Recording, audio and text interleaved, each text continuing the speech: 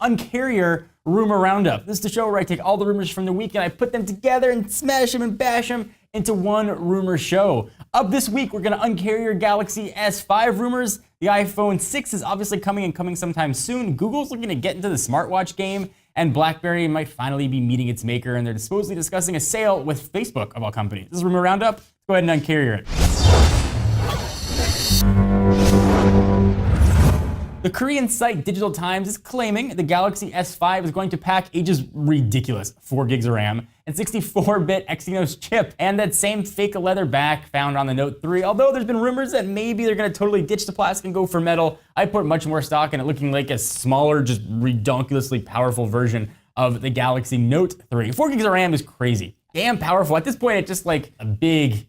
I probably can't make that joke, but it's just a contest to see who can put the most specs to the phone. I can't imagine Samsung putting anything that could use 4 gigs of RAM, but I imagine it'll be super fast. So now that the iPhone 5S is on the market, it's obviously time for iPhone 6 rumors to go flying. So according to a recent issue of Mac Fan Magazine, which judging by the title, they might be a little biased, Apple's aiming to launch the iPhone 6 in September. Not much of a story there, but what the big story is Mac Fan is saying that it's going to have a 5-inch screen, which is kind of awesome, and have a full HD display, which means 1920 by 1080 and a pretty baller PPI of 440. So I'm hoping bigger screen, but I'm hoping that bigger screen doesn't mean Apple's like, hey, look, get extra row of icons.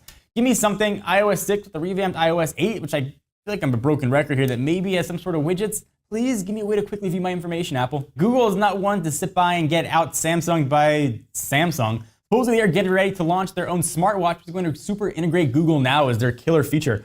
So it's going to be used for localized alerts, according to the Wall Street Journal. They also claimed they learned Google is going to enter mass production of the watch in the coming months, which means it's gearing up for a public launch super duper soon. Google was supposedly building some crazy weird building barge off the coast of San Francisco, so maybe it's something to do with that, since KitKat and the Nexus 5 are already here. No one knows what that weird multi-million-dollar floating thing was the government said you can't do because it seems shady. But perhaps it's something to do with the smartwatch. It's supposedly like the Pebble and the Galaxy Gear. It's going to provide the obvious stuff, like alerts and sync directly with your smartphone. Unlike the Galaxy Gear though, Google cares about battery life, so hoping you don't have to plug it in quite as frequently. At least that's all according to the Wall Street Journal.